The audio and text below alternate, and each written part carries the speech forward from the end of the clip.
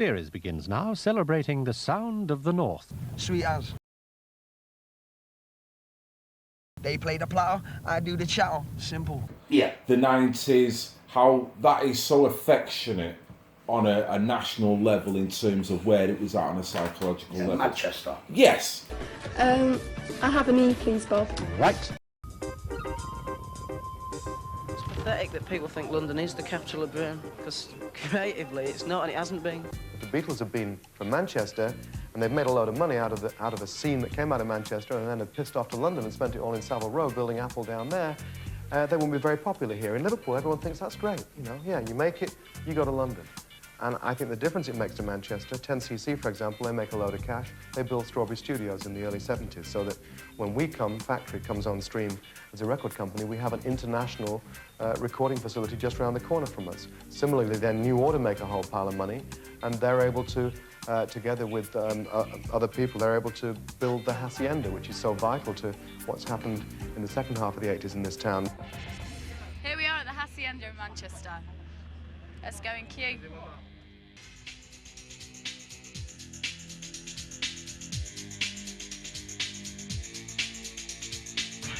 Spirals, Stone Roses, Happy Mondays, pillage and plunder from lots of different musical styles. I don't want to warm up for the Rolling Stones in 1989. I think we could be the biggest band ever. Happy Mondays have offered an alternative to Curiosity Killed the Cat. What did it mean to you, and what was you doing around there? I've got a kind of cynical view on the whole thing, because I believe any sort of scene, music scene, any sort of music scene, once you stick a floppy hat and a pair of bell bottoms on it, it's kind of over. When you take ecstasy, it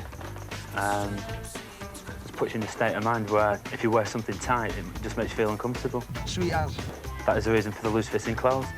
If people were honest about it. Do you know what I mean? Yeah. So I seen it end when people were just seeing it start. Right, okay. So it'd depend on what sort of scene you're talking about, because the glow sticks and the big bell bottoms. Yeah. It wasn't us, man. I have an E, please, Bob. Right. Yeah. Do you know what I mean? We weren't like that. Yeah. There was one or two guys that dressed like that, because they always dressed like that. Do you know what I mean? You don't see everyone else around the country walking around in flares. They do in Manchester. And they do because it gets up the nose of people. And that's what it's all about, ultimately. Getting up the nose of people is a lot to do with the Mancunian music scene. Up until about 91, 92, around about 90, it was over. 50,000 shirts printed, packaged and sold with the name in spiral carpets. This is fashion, this is 90s. Yeah. This is Joe Blogs, this is Manchester. Anybody that wants to shout, keep banging them at 10 o'clock. One or two of these parties have actually been held in my constituency, Ribble Valley. We're locked in our own homes.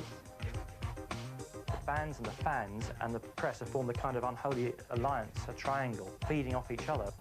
Now, if you're the kind of socially inadequate who spends the time reading the music press, you might be getting sick and tired of this kind of thing. Mancunian splashed all over the front covers of the music papers. Sweet as. Of course, the allegation is that the Mancunian scene is a complete creation of the addled brains that run things like this, the New Musical Express. And there's a grain of truth in that. It may be correct that we have gone a little bit bonkers, shall we say, over the Manchester bands, but then that is the role of the music press, isn't it, to go bonkers over certain things that come our way. Now, if you come this way, Stone Roses on the cover, Stone Roses on the cover again, Spiral Carpets on the cover, so maybe there is some truth in these allegations that, you know, like Skiffle and the New Romantic movement before, that we are creating something where it isn't really there. For me. Do you know what I mean? Because I was not part of that. Let's take acid. Bullshit, and it kind of turned into the rave scene. I have an E, please, Bob. Right.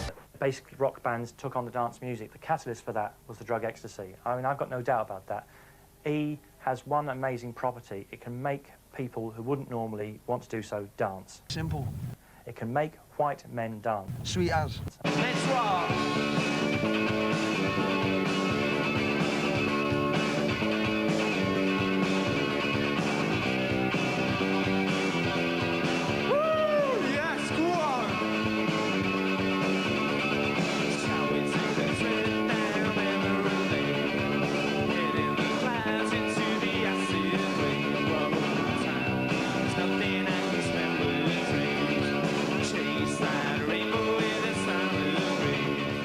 which I kind of liked, but it was nothing to do with Manchester. There was so many different genres kicking out at that time. I was on the underground soul, stroke R&B, stroke hip-hop soul scene. But yeah, at the same time, there was an element of hip-hop house busting through. Around where I live, it's just a miners' estate. Like years ago, it was just only miners lived on it, and then it turned council. It's not rough, it's just scruffy really. But it's alright, everywhere scruffy down that way, innit? But it's good. It's the same all over for working class lads. I don't know why it's happened here. I don't know why it's happened the way it has. It's just been blew up. Media.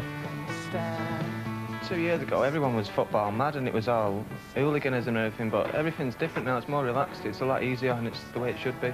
Some of the stuff that you done in the early days touched on that in a sense. But yeah, I can totally appreciate where you're coming from in terms of that wasn't thoroughly what I mean, I used to see people with the Daisies and with all that kind of stuff, and De La Soul then come in and got on that with the kind of friendly love hip-hop kind of vibe. And it made a very warm and inviting environment for Manchester people to come out and just enjoy whatever music they wanted, you know what I mean?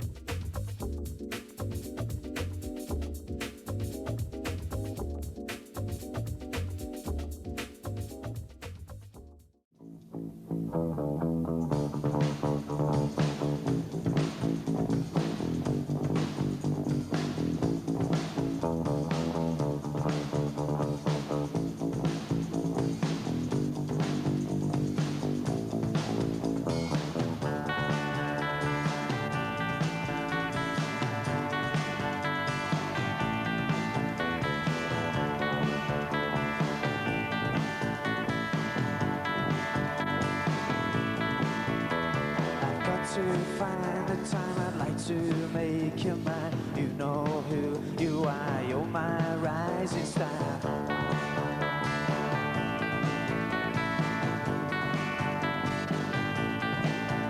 And I don't care what you say, this dream won't go away. I'll search until I find you're never off my mind. I think the Manchester scene, I liked it when it was first starting off, and you're talking like 1988. You know what I mean? 1988. And I think a few people from this neck of the woods went over to Ibiza, came back with things called ecstasy tablets. I have an E, please, Bob. Right. In 1987, most nightclubs in the UK were violent dens of sexual harassment, terrible music, and cans of 3% Hofmeister lager. But in a year, that all changed. The previously uptight Brits were lovingly embracing each other and dancing until the dawn in fields, warehouses, and nightclubs. Ecstasy and a new subculture, acid house, were the answer. That was more about Manchester than the music was, really. Yes. Yeah. You know, the drug culture, which was these things called ecstasy tablets. I have an E, please, Bob. Right. It was a turf war. So how did a drug born in 1912 fuel the party 76 years later? After it was resynthesized by psychedelic chemist Alexander Shulgin, MDMA got a reputation as a party drug at the Stark nightclub in Dallas, where it was first sold over the bar. Once the US outlawed MDMA in 1984, the drug found its way into a sect of free-loving devotees in Oregon, led by Osho Bhagwan Shri Rajneesh. These orange-robed hippies fled the US after lacing salad bars with salmonella to try and rig a local election. According to informed insiders, some Rajneesh disciples known as the Sayyasin fled to Ibiza. They took MDMA with them and quickly created distribution networks, linking chemists in Holland with Ibiza, London, Liverpool and Manchester. Oh man, it was the summer of love, baby. Do you know what I mean? I remember it. I remember people coming back with him in 1986, right? Boy, yeah, check these out. I'd have a line and take acid. And then by about 88, big in the game. People were raving and, you know, New Order became good again. You know what I mean? Yeah. You know, Happy Mondays, they were somehow an indie band, somehow crossed over into this rave Chicago house scene that was really underground, right? Which had just been invaded with these ecstasy tablets, which just exploded. I have a knee, please, Bob. Right. People were raving, there was parties everywhere, there was DJs, there was people, you know, little bands springing up everywhere. And Happy Mondays somehow managed to cross right over early on with 24-hour party people and stuff like that. Yeah. They seized on what was happening on the scene. Yeah. Without a doubt. I mean, I don't know if they were conscious of it. Yeah. But they did. Yeah. Do you know what I mean? Yeah. And somehow, you know, then the Hacienda started, you know, sort of becoming, you know, this like hub, and this was early on. And this house music started, you know, Graham Park and Mike Pickering started DJing early on, John De Silva and all these guys. 咁今晚係星期二啦，咁節目時間咧仲有5分鐘㗎，咁9點鐘之後咧就有一個節目808㗎。Okay, welcome to this week's show. Just kicking off 9:05. This week we've got something special for your listeners out there. We've got KFM up there in Stockport. And you've got your old Sunset Radio as well. Yes, and Tunes is going to be out and about, people, checking out some of the various parties going on in Manchester. This is 808 State and myself, MC Tunes, doing our weekly thing for Sunset Radio Manchester. The good thing is people have been partying all over and picking up on our show. And tonight we'll be going out to various homes, checking out what's going on. What everybody knows about the Madchester thing was kind of later on. That was like 90, and for me it was done. Yes. You know what I mean? Yeah. It became like gimmicky. Yeah. Manchester now was a brand. Yeah. And you know, it became really corporatized.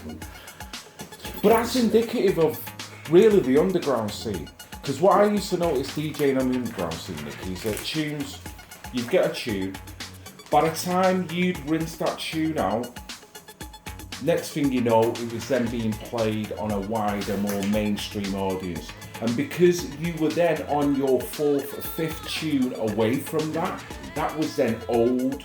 But yeah, it had somehow breathed a bit of life, and it then become mainstream when to you, because you were in underground mode, it was not important to you. Yeah. You didn't want to kind of monopolise off a big tune anymore. You wanted the sound which was independent, which was fresh, which was new. So that buys into a lot of what you're saying about how the trend, when people started to see it become famous, to you it was done. It was done. So the boys at my place, get ready for it. We're gonna come on a big stampede of Manchester, yeah? Yes! I mean, I was a pretty bad boy. And when I decided to stop, that is when I started. And a lot of people have done that. A lot of the young people have done that. And that is why there's so much talent now. Do you know what I mean? So many people making a breakthrough. The microphone there, science function. We've got the... Mancunians have got a like original way of speaking, you know what I mean? We've got things like, you know what I mean, nish, clish and bang. Nish means nothing, clish means nothing, and banging means does that tune bang, or is that tune banging, or what is a banging tune? You were on something else, by the way. Yeah, and it was just corny and cringe. Yes. Do you know what I mean? There was an element of that. But what good did it do? What good did it do? I mean, in terms of how people perceive the Manchester sound from then. A lot of love come from, I know it's probably drug induced. I have a knee, please, Bob. Right, mate, but you know what I'm saying? I don't think people like the Rap Assassins, myself, a guy called Gerald. Yeah. I don't think we benefited from the Manchester thing. Okay. I mean, the MC Tuesday only ran the bikes, yeah, but I mean, as like, you know, I don't think, I mean, that was a benefit, and it was, you know, I made some money and it was great and stuff, but as for like a career, you know, the hip hop and the rap music and the Chicago house music, which was what Gerald was doing, you know that specific state. I mean, there's people who write in and say they have parties in the front room, they switch the stereo on. This is a Tuesday night, remember, 9 till 12, no clubs are open, nobody's got nothing to do. If you go to school, if you work, you're doing nothing Tuesday night. It is the dead night of the week. We're on 9 till 12, you can't resist putting 808 State on, even for a laugh, if you don't like dance music. I started doing like the jingles, you know, 808 State, yeah, it's a devastate, combinate, captivate, and create in bulk. I started doing all that, and the people kind of got into my voice, and 808 State just decided to have me as one of the presenters, do all the chatter. They play the platter, I do the chatter, simple. You know what I mean? Chicago house. We didn't really see the big benefits like people like the Smiths did or Stone Roses did. Yes. And it took like the Stone Roses, you know, to sort of do a funky kind of breakbeat track for them to sort of take off, you know what I mean? Yeah, it really took off. But they were big anyway, you know what I mean? No, I'm not sort of dissing them, but, you know, when they crossed over with the funky shit. Do you know what I mean? And it's the same with the Happy Mondays when they crossed over. Step On. I said, oh, funk tune. That's a cover version. Nobody knows that, but I do. You know what I mean? So, you know, I know where the influences come and where people have had great success, but for the people that were actually doing that music, we didn't really get a sniff. Do you know what I mean? If I wasn't going to be doing the only round that fights back with the ZTT thing, if I wasn't going to be like, hey, wee, I see. I have an E, please, Bob. Right. If I wasn't going to be doing that, then they didn't want to know. Do you know what I mean? It spells out that you're not a conformist. I'm hip hop. I like soul music. I like black music, hip hop. I like that. That's what my influences are. You know, my interpretation of that is always going to be different from the original subject matter, but you know, that's where my love lies. Do you know what I mean? Yo, people, what's happening? Everybody here wants to say hello. Make some noise. You know, youngsters deciding to have a party when they feel like having a party. I mean, people having a good time and having a dance. There's never any grievance caused unless there's people provoking it. Do you know what I mean? So but that's where your true essence will come out as well, you know, because you come across very passionate, very creative as well. So if you're not feeling that you're doing the work that you're satisfied with, your passion's not going to be there. No, well that's the bad thing about being an artist. Yeah. That's why Van Gogh cut his hair off. The frustration of it all. Where's the bass? The trouble with the licensing laws in this country, you get to 2 o'clock and everybody was like, yeah, this is absolutely brilliant, like, let's carry on. Oh no, I'm sorry, you can't. So it was fulfilling a need for people. People would meet on the pub car park, or people would like go to a garage, or there's even the Kentucky Fried Chicken between Blackburn and Preston, and people would just get to hear about it and all pile up there, and by 2 o'clock in the morning there's sort of 6,000 people.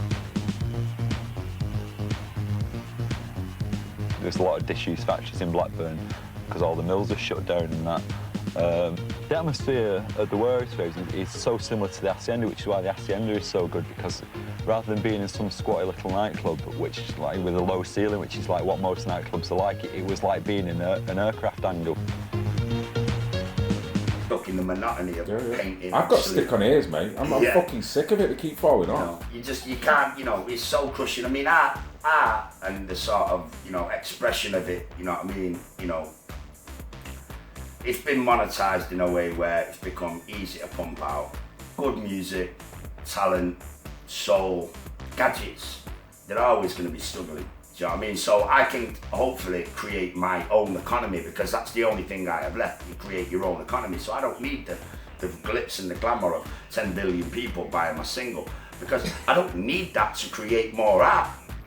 So I do my Dirk Gently thing, I go holistic, and I try and sort of create the masterworks from the ground up.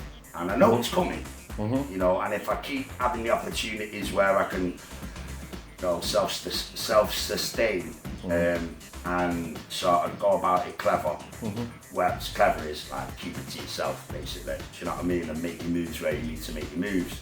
And, you know, don't turn work down, always be humble, which is I've always been.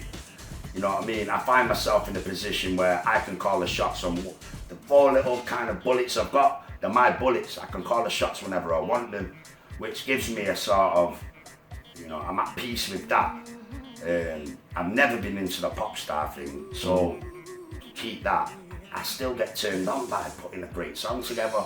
It still get, oh man, I'm like there in the studio, something starts clicking, I'm like, oh yeah, this is the one, keep that, loop that, boom, boom, boom, let me write this.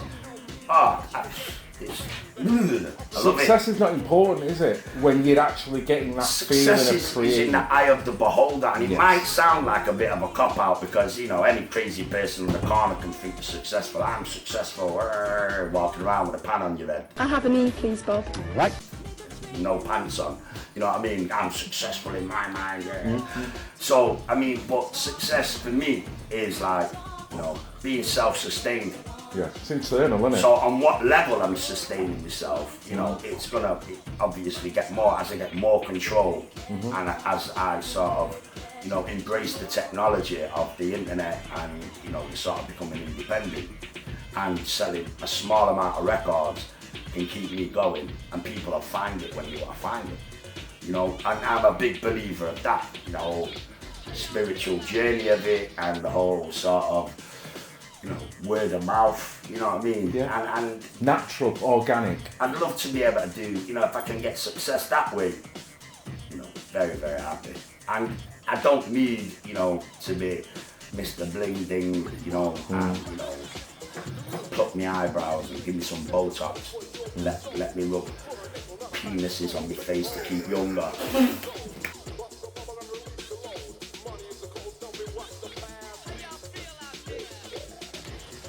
Okay, that was rude.